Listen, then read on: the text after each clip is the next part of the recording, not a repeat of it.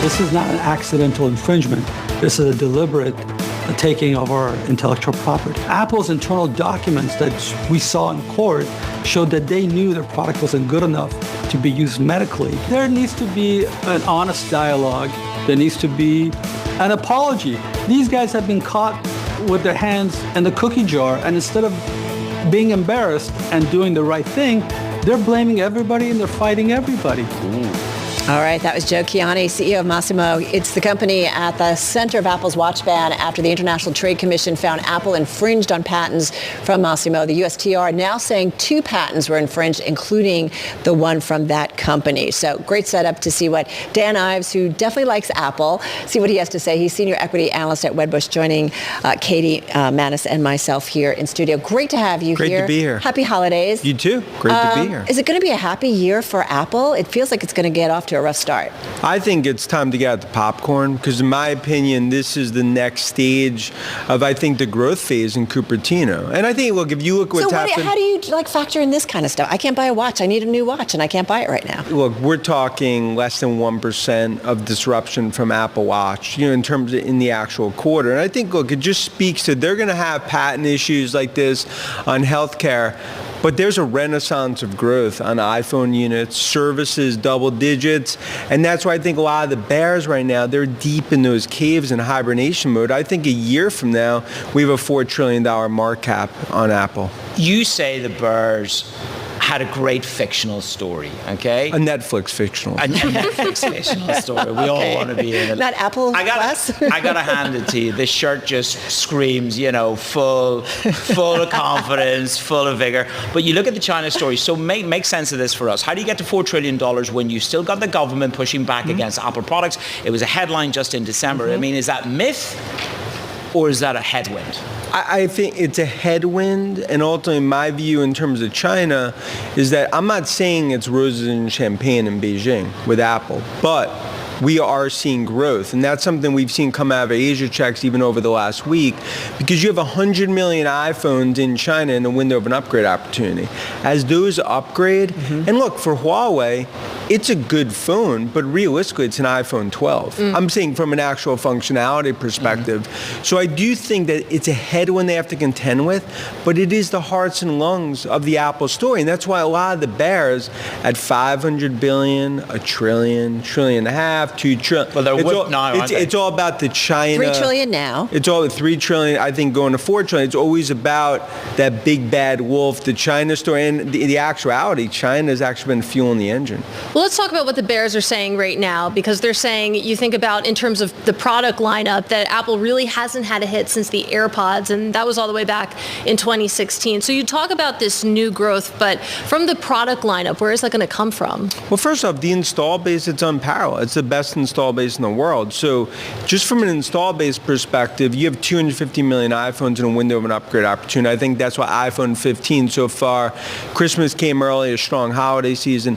But for 2024, and Gurman's talked about this as well, I believe you're going to have not just new phones that come out from an iPhone 16, but we believe you're going to have the iPhone App Store, which is going to be an AI app store focused on AI apps. That's going to be something that's going to be incremental for services. And I think that's very important. You combine it with Vision Pro, and we believe more and more products coming out, they flex the muscles. Dan, is there a bear story, though, on Apple? I mean, I think if Tom Keene was here, and I know this is how we feel, we are an Apple family. And when somebody goes to buy something, like, no, sorry, you can't do that. It's got to be an Apple product, because that's been our infrastructure. That's our network. No green text bubbles. Okay? None of that. Exactly. Although there's an app that I think can pull people. But that installed base, I'm looking at, 2024 revenue estimate of $397 billion. Sure. Like every time the Apple numbers cross, they're off the charts. Even if the growth isn't significant, there's still that installed base is enough to keep a lot of momentum going. And if Keene was here, would he be focused on, and And he kind of is. We just have him under the table. And Keen's here, just like Matt. Like, I'm an incarnation of Tom Keene. This is the hologram. I am Keene hologram. It's an AI. It's AI generated. Good morning. But is there a bearish story for Apple? But look, realistically, it's about value. Look, if you look at valuation, you look at the cash flow generation of Apple that we're going to see over the coming years. The EBITDA margins are expanding. Now, I think the bear story, it's look, a lot of the bears, they just look at their spreadsheets on Park Ave and in their tower saying this is an expensive stock. So you don't have a bear story for Apple at all? Because to me, the bear story, it's valuation, it's China, and I think at that point, it's a headwind, but it's more fictional Netflix story than reality that's going to hurt them. And then it's just more competition, but it comes down to valuation. And that's why this year, I think the bears, they focus so much on valuation instead of the actual underlying growth story that's happening not just for Apple, but we believe it's the start of a new tech bull market for tech. I mean, and this is your thesis for next year, which is about, 2023 was a year in which every time we saw an AI story evolve, Microsoft. Wait, we were talking about AI this year? Well, just a little. AI and Ozempic. But if you didn't have yeah, I know. So I get tempted by Ozempic rather than the treadmill. But on a slightly more serious note, cloud and AI have been the dominant forces, as well as balance sheets in tech. I put those three together, and let's just put Apple aside for a moment. Cloud and AI. How do I disaggregate who's going to perform well in this? What's going to make a cloud A grade and an AI A grade stock? Yeah, and I think you hit on what's really a key point. If you look at what's happened with Nadella and Redmond at the top of that mountain from a cloud perspective, now this is more monetization for the hyperscale players, for Microsoft, for Amazon, for Google. We believe for every $100 of cloud spend the last 4 or 5 years, there's 35 to 40 incremental AI spend.